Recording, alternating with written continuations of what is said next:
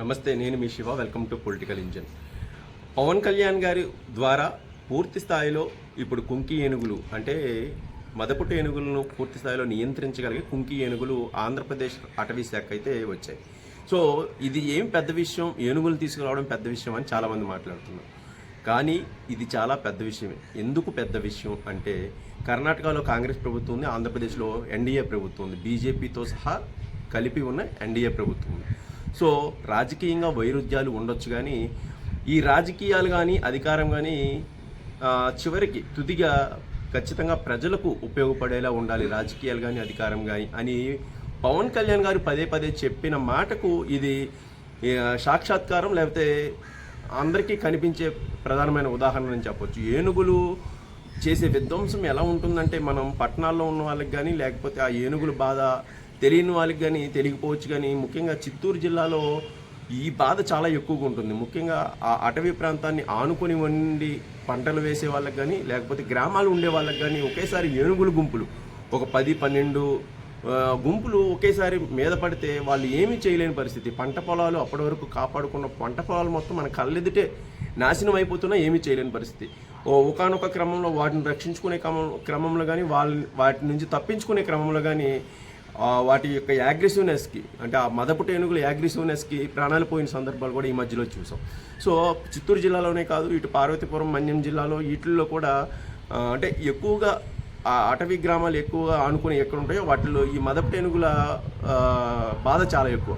వీటిని ఇప్పుడు కుంకి ఏనుగులు అంటే ప్రత్యేకంగా మనం ఈ మదపుట్టు ఏనుగుల్ని నియంత్రించగలిగే రౌడీ ఏనుగులు అనే పిలవచ్చు. రౌడీ ఏనుగులు ఎందుకంటే అంటున్నామంటే వీటిని నియంత్రించాలంటే ఖచ్చితంగా కుంకి ఏనుగులు చెప్పినట్లు అవి వినాల్సిందే.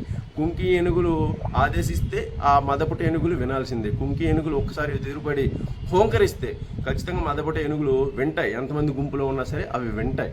సో వాటికి ప్రత్యేకంగా మావాటీలు శిక్షణ ఇస్తారు, ఎలా గుంపులను వెళ్ళగొట్టాలి, ఎలా వాటిని తరిమి కొట్టాలి, మళ్ళీ అటవీ ప్రాంతంలోకి ఒకవేళ జనావాసాల్లోకి వస్తే పంటల మీదకి వస్తే ఎలా వాటిని తరిమి కొట్టాలని కుంకి ఏనుగుల్ని మావాటీలు ప్రత్యేకంగా శిక్షణ ఇస్తారనమాట. సో ఇవి ఇప్పటి వరకు లేవు. సో గతంలో మనకి చిత్తూరు జిల్లా ముసలమడుగు సమీపంలో ఒక కుంకి ఏనుగులకు సంబంధించి ప్రత్యేకమైన శిక్షణా కేంద్రం ఉండేది. అయితే అక్కడ కూడా 1-2 ఉండేవి, దాని తర్వాత అవి కూడా లేకుండా పోయింది.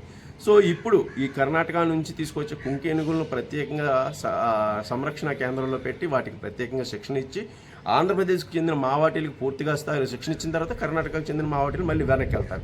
సో దీనివల్ల ఏంటంటే ఎక్కడైనా ఏనుగుల గుంపు వస్తుంది అని ట్రాక్ చేయగానే అటవీ శాఖ అధికారులు వెంటనే ఈ కుంకి ఏనుగులను తీసుకువెళ్తారు. వాటిని మళ్ళీ బెదరగొట్టి ఎట్టి పరిస్థితుల్లో కూడా ఎవరికి నష్టం లేకుండా, పంటలకు నష్టం లేకుండా, లేకపోతే మనుషులకు నష్టం లేకుండా వెనక్కి పంపిస్తారు. సో ఇది ప్రతిపాదన. సో పవన్ కళ్యాణ్ గారు ఛార్జ్ తీసుకున్న వెంటనే అటవీ శాఖ మంత్రిగా ఈ సమస్య మీద దృష్టి పెట్టారు. అటవీ అధికారులను అడిగినప్పుడు మన దగ్గర కుంకి ఏనుగులు లేవు సార్, ఖచ్చితంగా కుంకి ఏనుగులు కర్ణాటక దగ్గర ఉన్నాయి, వాళ్ళని అడగండి అన్నప్పుడు డైరెక్ట్గా బెంగళూరు విధానసభకి వెళ్ళి అక్కడ అటవీ శాఖ మంత్రి ఈశ్వర్ ఖండ్రే గారితో పాటు అటవీ అధికారులతో మాట్లాడారు. సో 9 అంశాల మీద ఎంఓయూ కుదుర్చుకున్నారు. ఆయన చాలా చాకచక్యంగా ఎంఓయూ కుదుర్చుకున్నారు. దాని తర్వాత మళ్ళీ ఈశ్వర్ ఖండ్రే గారు విజయవాడ రావడం, ఇక్కడ ఉన్న పరిస్థితులను గమనించడం, ఇక్కడ మీటింగ్ పెట్టుకోవడం అన్నీ జరిగినాయి. కాకపోతే ఇది ఎందుకు గొప్ప విషయం అంటే ఒక కాంగ్రెస్ పాలిత రాష్ట్రంతో ఒక ఎన్డీఏ పాలిత రాష్ట్రం అనేది ఒక ఎంఓఏ కుదుర్చుకోవడం పెద్ద గొప్ప విషయం అంటే మళ్ళీ దానికి సంబంధించి ఏనుగులను తీసుకురావడం, ఇక్కడున్న సమస్యను పరిష్కరించే కుంకి ఏనుగులను పట్టుకురావడం అనేది చాలా గొప్ప విషయం.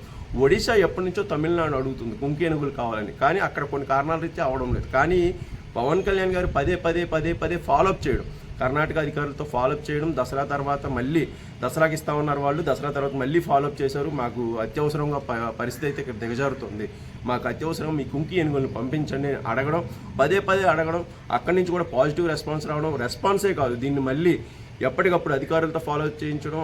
తర్వాత పవన్ కళ్యాణ్ గారు ఎప్పటికప్పుడు అక్కడ పాలకులతో మాట్లాడడం వల్ల ఈరోజు ఇదైతే సాకారమైంది. ఎందుకంటే కాంగ్రెస్ ప్రభుత్వాలు రాష్ట్ర ప్రభుత్వాలు ఎప్పుడు కూడా అన్ని రాజకీయాలపైన ఆధారపడి ఉంటాయి. అక్కడ పైనుంచి వచ్చే ఆదేశాలు మాత్రమే పాటించాల్సి ఉంటుంది. సో వాళ్ళని కూడా ఒప్పించి ఎప్పటికప్పుడు ఫాలోఅప్ చేసి ముఖ్యంగా ఏజెన్సీ గ్రామాల ప్రజల ఏనుగుల నుంచి వచ్చే బాధను తప్పించడం ప్రజలకి చాలా గొప్ప విషయం. దీని ద్వారా సమస్య మాత్రం సాల్వ్ అయితే మాత్రం పవన్ కళ్యాణ్ గారు ఎప్పటికీ గుర్తుండిపోతారు కొన్ని గ్రామాల ప్రజలకు. ఎందుకంటే ఏనుగుల బాధ మనం చెప్తే ఎక్స్ప్రెస్ చేస్తే అయ్యేది కాదు.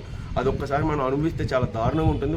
వస్తున్నప్పుడు ఆ పంటలు మన కళ్ళ ముందే, మనం అప్పటి వరకు కన్నబిడ్డలా చూసుకున్న పంటలు అప్పటికప్పుడే పాడైపోతుంటే మనం ఏం చేయలేని దీనస్థితిలోకి వెళ్ళిపోతాం. ఒక్కోసారి అవి తిరగబడుతుంటే మనల్ని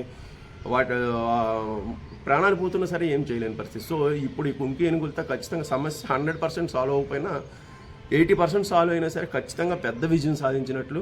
ఒక కాంగ్రెస్ పార్టీ పాలిత రాష్ట్రంతో ఒక ఎన్డీఏ పాలిత రాష్ట్రం అనేది ఒక అద్భుతమైన ఎంఓయూ కుదుర్చుకోవడంతో పాటు ఒక అద్భుతమైన ప్రజా సమస్యను తీర్చే విజయం సాధించారు పవన్ కళ్యాణ్ గారు అని అయితే ఖచ్చితంగా చెప్పొచ్చు.